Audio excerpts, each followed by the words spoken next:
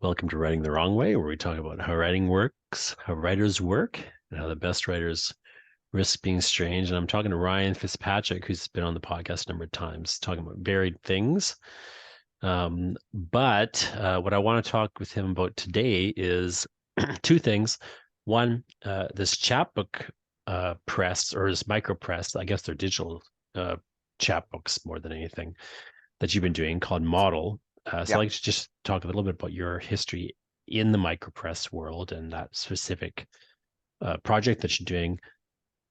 And then also a little bit about your new book, Sunny Ways. Ryan's primarily a poet, and he has a number of books out, but his newest one is called Sunny Ways. And I think it connects in some ways to Model Press in the sense that both of them are very different, but I think they're both in some ways still kind of like thinking through a community Mm. space.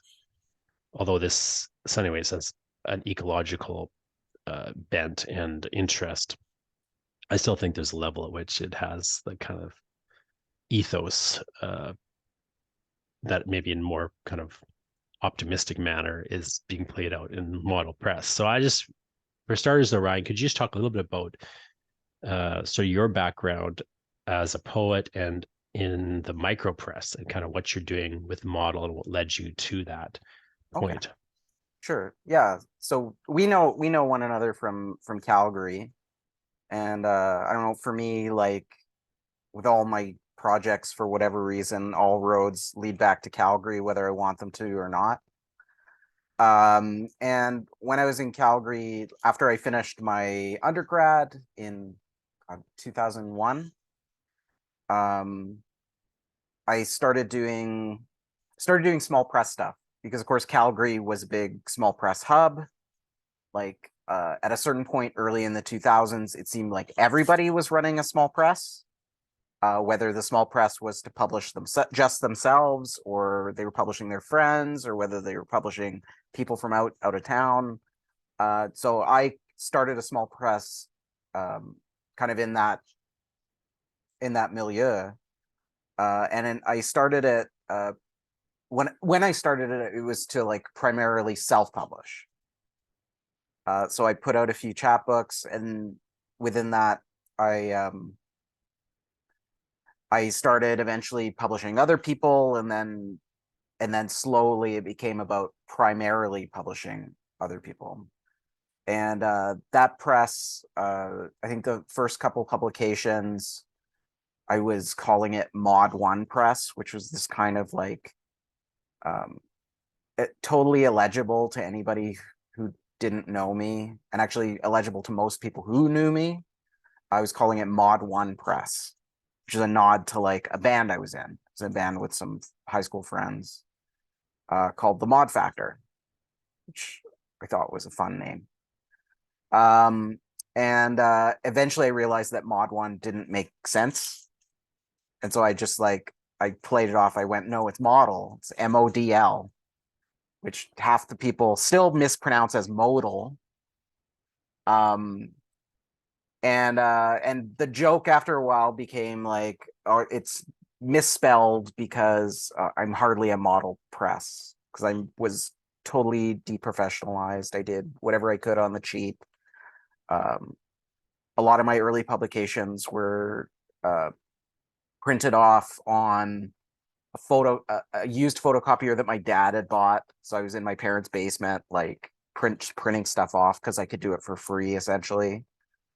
Um, and like eventually it got slightly more professional and then slightly less professional, but like I did that for close to a decade in Calgary, just putting together books. Let me pause you for 1 second because Yeah. as I hear this story, a lot of which I didn't actually know already, um, I just want to note like the similarities with what I was doing Mm. because it's uncanny. So I similarly started a micro press, a chapbook press called the Martian Press. I Same way I was just initially I was going to publish myself. In fact, I was started specifically to publish a chapbook that I had written for Dennis Cooley's class. We Mm. were required to write and publish a chapbook. for the class. We didn't have to do it beyond that, but then I just ran off extra copies. And then very quickly, it became primarily about the next big thing I did was an anthology of other people. And then right after that, I basically just started publishing other people. Like I did a couple of more things myself here and there, but for the most part, it became about publishing other people. I used to start this press in Winnipeg, and then I moved to Calgary. I continued it and then uh, the other thing, though, the reason I called it the Martian Press, Ryan, was because I was in a band at the time called Mars Has the Advantage.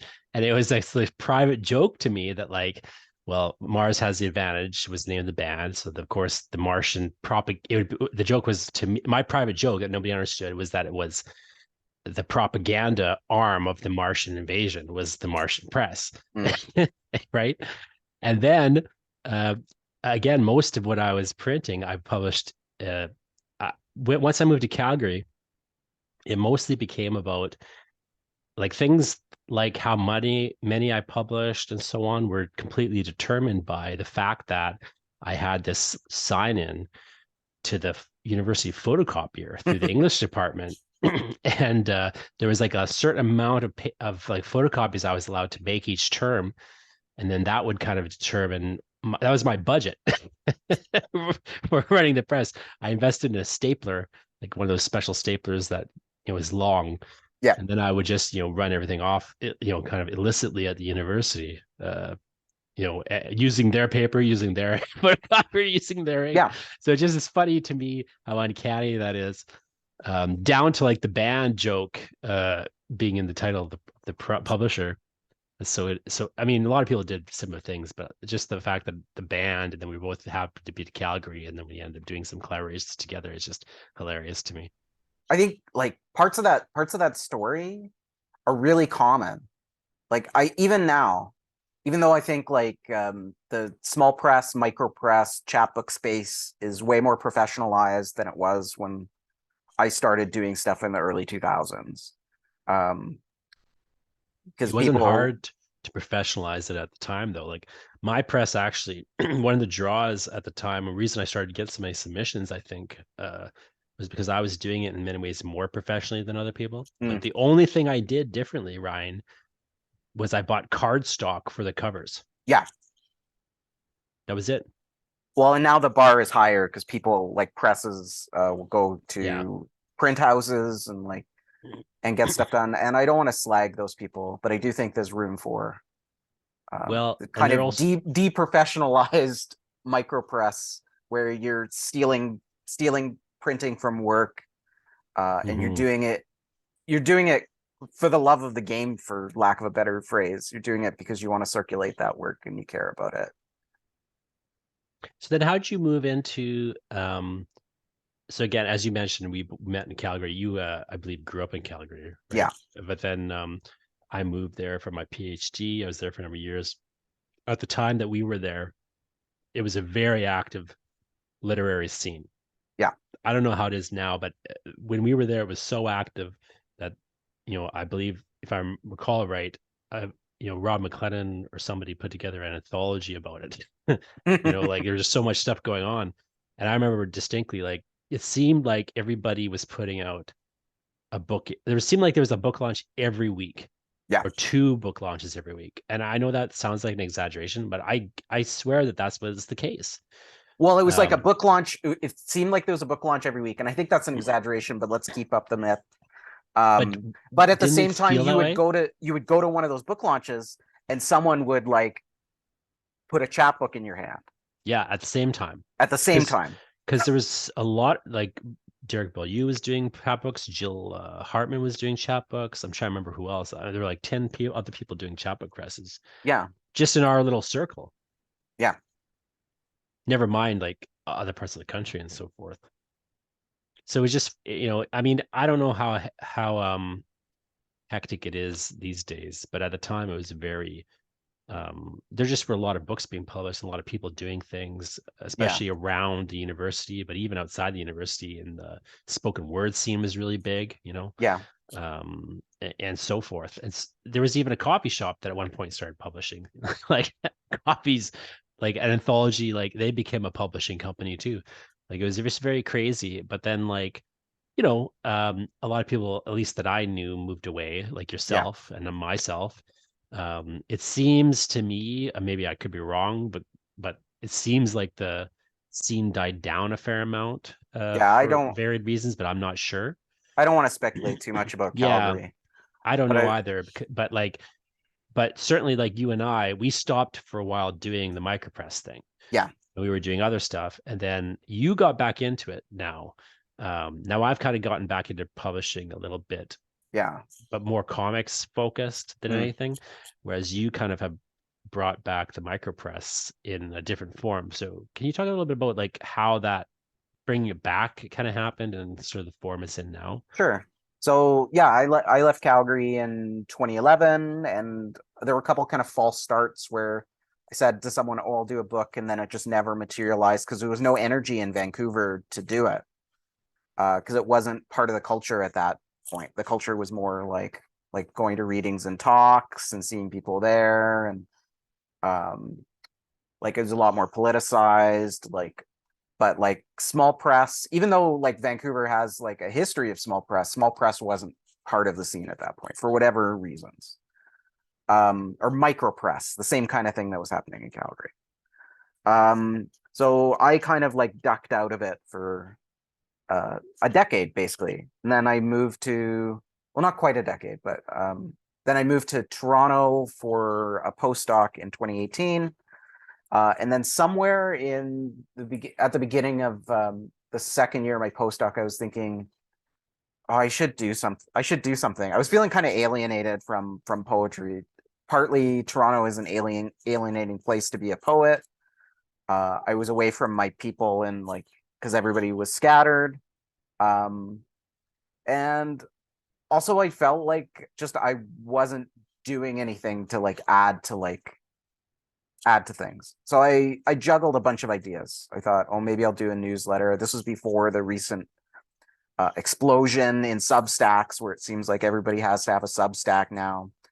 I was thinking like, oh, one of the things that's missing is like there's nowhere to publish Poetics stuff, to publish like statements about like poetry or like outside of book reviews or like high academic like publishing in a journal or something. So I thought about that, and then eventually, like, I thought, oh, I eventually thought what you were doing, like, oh, I'm at the university. They've stupidly given me access to a photocopier. Let me just make a couple chapbooks just to do it, and I'll steal photocopying from the university. Then the pandemic hit, and that suddenly wasn't an option.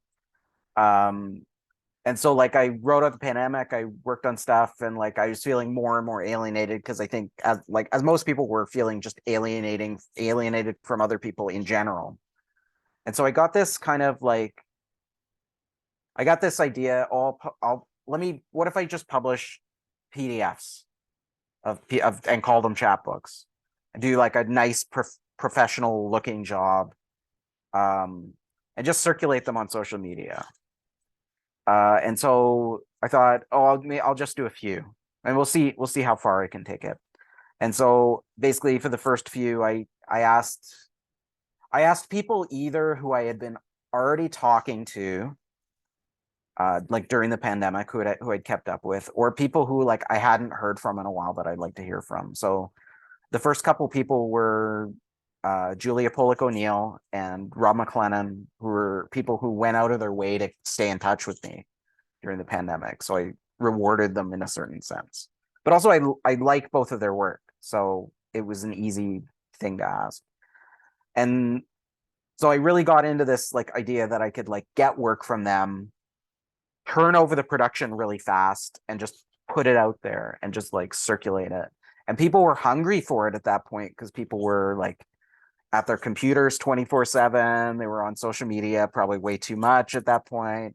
So there was a lot of, it was getting a lot of like attention on a kind of grassroots way.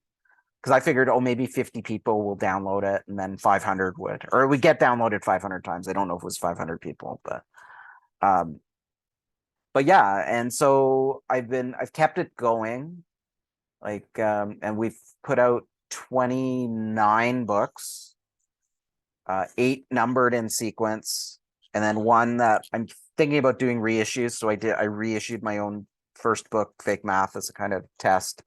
We'll see if I do another one. I don't know. And it's run the range of like different folks from across the country and even a couple people in the States. And Yeah, yeah, and I remember distinctly when I started doing it, I thought, again, the Micropress thing, I thought initially it was going to be about publishing my own stuff because I was doing so much stuff.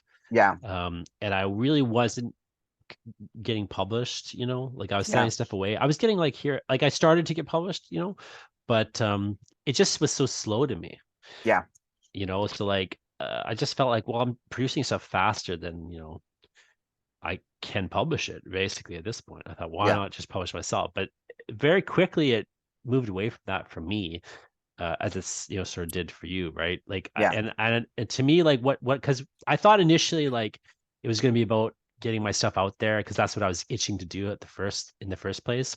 But when I realized, like, the more I kind of got into it, my real interest was in kind of presenting like the reason I wanted to get stuff out there was just to show people what I was doing, yeah, not so much like for them to like it, but just because I wanted to like be part of like the community of people yeah, doing stuff, And so it very quickly for me, like what I realized very quickly was, oh, actually the better way to be part of this community is to like help the community out, like and like give them a venue for like publishing their stuff. And like I started just literally like using it as a way to meet people yeah, in some ways, like partly because in the middle of this, I moved away to Calgary.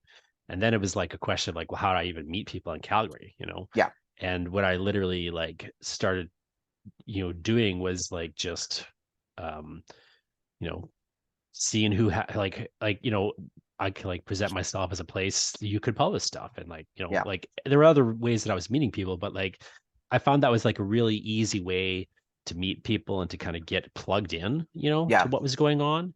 And so I really liked the community building and contribution aspect to it. Like I yeah, always try to keep my hand in things that do that. Even this podcast in many ways that's kind of like the reason I do this podcast specifically is because at the university when I teach creative writing, because I'm on a contracts, I can only teach first year students basically. It's a second year yeah, course, but it's mostly first year and second year students. And I don't really have an option or a venue to teach third and fourth year students. So like if students want to take more classes than me at a higher level, they can't. yeah, But they can listen to this podcast, right? Like interview writers and talk about topics at a higher level, than I would in class. So I feel like it's a bit of a community service thing, and it's kind of taken the place. This in my like newsletter and some of the other stuff I do, like has kind of taken the place of the Micropress for me in many ways. mm, But I'm always interested in that community building impulse because not everyone seems to have it, and not that it's a bad thing that people don't have it necessarily. Like, can't all be like, like there's a place to like just be in the community and not necessarily publishing other people and stuff. But I'm just kind of interested in that impulse, because a lot of your work, much more so than my stuff, a lot of your work is explicitly uh, concerned with community as a theme or a mm, community building in a practice. Like I think for example, of that project you did where you were writing poems based on what people wanted, like non-poets wanted you to write. yeah, And you've done a lot of kind of things like that.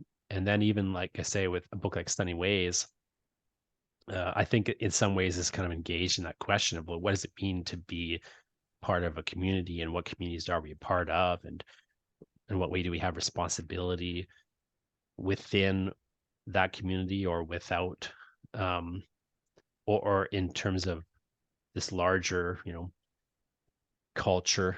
And I'm very kind of curious to know like how all those things kind of connect in your mind or in your way of thinking about poetry and that's poetics. interesting. That's interesting because like I hadn't thought about Sunny Ways specifically in that sense, but you're right. Like community is kind of like central to a lot of my projects, from that commission project Hmm. to um, think about like I have this manuscript dealing with it that has like sections where it's like I'm just naming all these people I know and talking about them. So it's got this kind of coterie thinking to it. Or the same thing pops up in Coast Mountain Foot too. So it's interesting to hear you talk about like Sunny Ways in that way. Because to me, Sunny Ways, like in a sense, thematically, if it's about community, like it's really taken up partly with what you're identifying with responsibility, but also with the problem of like what happens when you can't find community. Because the problems with, because the book is about like climate change denialism. And I Yeah. think a lot of that is like, it's partly like uh, we set these logics in place in order for capitalism to kind of like work smoothly, right? And so like but also like when we recognize, oh, climate change is a problem, that problem is so immense and the solution to it involves so much solidarity that it can be easy to kind of Well, like feel lonely and like you and agency less, like you can't do anything like to solve the problem. I feel almost like I mean, maybe this isn't the way you're thinking about it, but like the way Yeah. I kind of have been looking at the book is when I read it, is I felt like one of the things that you do, which is also something I tend to do, is, and we've talked about this before, is you'll explicitly like change direction from like book to book. Like Mm, I don't know if you still do this, but I remember in the past you used to like explicitly set yourself rules of like what you had been doing in the previous book that you weren't allowed to do in the next book. And so to me, when I look at, I don't know if you're still doing that, but when I look at Sunny Ways, one of the things that it's to me, how it reads in many respects is, okay, instead of, tackling kind of some of this community themes that I've traditionally been tackling, let's focus instead on the impulse to withdraw from the community mm, and the sort of ways in which that's justifiable, particularly in, a pandemic moment or what have you, or in the face of these massive problems that one can't solve. But, is in a sense the wrong impulse, or at least a guilt-ridden impulse. yeah. So like you'll have moments like I mean, it's a long poem in many respects. So like on page 60, I'm looking at, you've got a number of lines here, I think, that kind of connect that in some ways, where you bring up the idea of a bullet hell. So you got this like um, why tell spectacle what to do when you don't have to carry the weight of your own material assembly? Just bend with the weather, or let it bend with you. Take your iodine pills after testing the dust caked against the windows. Lock the gates against the bullet hell. Like that idea that you'd actually separate yourself, lock the gates against the bullet hell. Like there's a way in which you're kind of Yeah. referencing video game genre there, But right? Which it's also a reference to, have you seen that show Chernobyl? I know of it, but I haven't watched it yet. There's a scene where they talk about like how the radiation is traveling and they talk about it like you being shot by bullets constantly, which made me Mhm. think of the bullet hell video game analogy. There's a part where like one of the scientists, I can't remember who the actress is, but she goes and she like tests the dust that's caked on the windows, and it's like you can shut the windows but like there's still the radiation is still coming through the walls unless they're made of lead or something. So literally there's no like you can lock the gates but there is no locking the gates in a Yeah, sense. right. And I think to me that idea, in some ways encapsulates like this community aspect, like this idea that, well, there's this level at which it's right and proper and sensible to just separate yourself Yeah. from these problems and from the kind of overwhelming nature of the issue. And it's not wrong to do so in a manner of speaking, but it isn't Yeah. necessarily the right move. And it's Yeah. as dangerous to do that as to walk into outside into the bullet hell. Yeah. As you say, like there's a way it's just going to come through the walls. Like there's no real isolation. It's almost like I feel like it's a book about community in the sense that it's almost arguing there's no such thing as isolation, like in a fundamental level. if that makes sense. Like you might, Yeah, yeah. No, that not makes total want to be part of sense. this community, but you're kind of in it no matter what. And you're withdrawing from the community is almost, it kind of allows a different community to operate and function in a manner of speaking. Yeah, no, And it's this idea that I like. I write about it in other projects that I've been working on since I drafted this, but like it's this idea that I take from this philosopher, critic, theorist, Erin Manning. She's got a book called Always More Than One. And part of the stakes of that is like we can't assume that like we're an isolated um, like individual um, unit, right? Like we're always connected to other things. Like even if we're sitting in the room alone, we're connected to like the chair we're sitting on and the air that's circulating in the room and the electricity flowing through the lights, and like we're always part of something. well, and I think this is especially true in capitalism, which is, this malleable protean system that just keeps Yeah, incorporating everything into itself. yeah, Like what I sometimes will note about capitalism is just the way that it operates.